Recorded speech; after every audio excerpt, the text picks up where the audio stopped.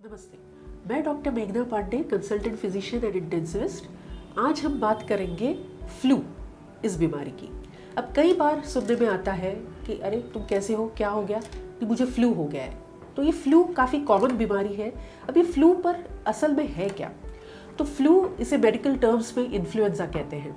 ये एक viral disease है, कंटेजियस बीमारी है, जो यूजुअली इन्फ्लुएंजा वायरस की वजह से होती है। और इन्फ्लुएंजा वायरस ये दो प्रकार का होता है, इन्फ्लुएंजा ए और इन्फ्लुएंजा बी। अब ये जो इन्फ्लुएंजा ए वायरस है, इसके कुछ और सब टाइप्स हैं जो दूसरे जानवरों में बीमारी फैला सकते हैं, जैसे जो स्वाइन फ्लू है या एवियन फ्लू है, ये सब इन्फ्लुएंजा ए के ही सब टाइप्स हैं।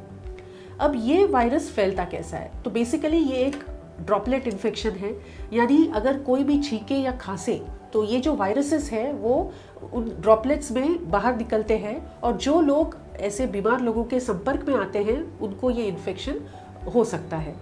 तो एक अगर इन्फेक्टेड आदमी है तो वो दूसरे आदमी को 6 फीट के जो अंतर में जो भी लोग होंगे उनको इन्फेक्ट कर सकता है। ओके, दूसरा मोड ऑफ इन्फेक्शन है कॉन्टेमिनेटेड सर्फेसेस, यानी जैसे टेबल है, मेज़ है, कुर्सी है, पेन है, अगर उसके ऊपर भी अगर कुछ ड्रॉपलेट्स बैठे हों तो उससे भी ये इन्फेक्शन फैलता है।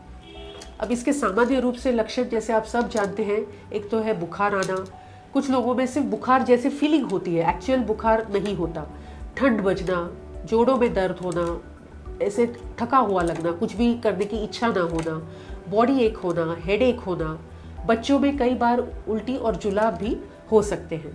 अब इसका डायग्नोसिस कैसे होता है? तो डायग्नोसिस बेसिकली ये जो सब आपके लक्षण हैं प्लस एक थ्रोट स्वॉब करते हैं, यानी अपने थ्रोट में से एक स्वॉब लेके भेजते हैं फॉर इन्फ्लुएंजा टेस्टिंग, तो उससे इसका डायग्नोसिस होता है। अब क्या इसके कुछ कॉम्प्लिकेशंस हैं, क्योंकि ये तो कॉमन बीमारी है? हाँ, इसके कुछ कॉम्प्लिकेशंस ज़रूर हैं। अगर इसका ट्रीटमेंट टाइम पे ना हो या कुछ लोगों में इसके कॉम्प्लिकेशंस होने की संभावना ज़्यादा होती है, तो ऐसे लोगों में कॉम्प्लिकेशंस हो सकते हैं। ज़्यादातर लोग 2 हफ्तों के अंदर रिकवरी कर लेते हैं। अब कॉम्प्लिकेशंस क्या है? एक तो है निमोनिया, दूसरा है एन्केफेलाइटिस यानी ब्रेन में इन्फेक्शन फैलना, और तीसरा है मायोकार्डाइटिस। मायोकार्डाइटिस यानी हार्ट के मसल पर या उसके पंपिंग पर असर होना, और चौथा है मल्टी ऑर्गन फेलियर। और कभी कभी इन्फ्लुएंजा के ऊपर दूसरे सेकेंडरी बैक्टीरियल इन्फेक्शंस भी हो सकते हैं। तो क्या ये कॉम्प्लिकेशन सब में होते हैं? बिल्कुल नहीं, कुछ लोगों में इसकी संभावना ज़्यादा है। ये कौन लोग हैं? अगर जो छोटे बच्चे हैं या जो बुज़ुर्ग हैं, यानी जिनकी उम्र 65 से ज़्यादा है, प्रेग्नेंट लेडीज़ हैं, और जिनको और कोई लंग्स की बीमारी हो जैसे अस्थमा है, सीओपीडी है, या जिनकी इम्यूनिटी पहले से ही कम हो जैसे डायबिटिक्स है, इनमें कॉम्प्लिकेशंस होने की संभावना ज़्यादा होती है। अब क्या इसका कोई इलाज है? ज़रूर है। इसका इलाज है बेसिकली एंटीवायरल्स होते हैं इसके लिए, और मेन अगर जो एसिम्प्टोमेटिक या ज़्यादा क्रिटिकल नहीं है उनके लिए बेसिकली रेस्ट, आईवी फ्लूइड्स, यही काफ़ी होता है। पर जो हाई रिस्क ग्रुप है उनमें एंटीवायरल्स लेने की भी ज़रूरत पड़ती है। तो क्या हम इससे बच सकते हैं? डेफिनेटली। और इससे बचने का सबसे महत्वपूर्ण तरीका है ईयरली वैक्सीनेशन। इन्फ्लुएंजा का वैक्सीन हर साल लेना ज़रूरी होता है। अब इसका हर साल लेना क्यों ज़रूरी होता है? क्योंकि ये जो वायरस है इन्फ्लुएंजा, इसकी खासियत है, ये अपना जो स्ट्रक्चर है हमेशा चेंज करते रहता है। इसको एंटीजेनिक शिफ्ट और एंटीजेनिक ड्रिफ्ट बोलते हैं। तो उसकी वजह से किसी को भी लाइफ लॉन्ग इम्यूनिटी इससे नहीं मिलती। तो ऐसा नहीं है कि आपको एक बार अगर फ्लू हो चुका हो तो आपको लाइफ में कभी नहीं होगा, आपको बार बार होने की संभावना है। तो इसके लिए बचने के लिए इन्फ्लुएंजा वैक्सीन ये एक सबसे इफ़ेक्टिव तरीका है। अगर आपको वैक्सीन लेने के बाद फ्लू हो भी जाता है तो ये माइल्ड रूप में ही होगा।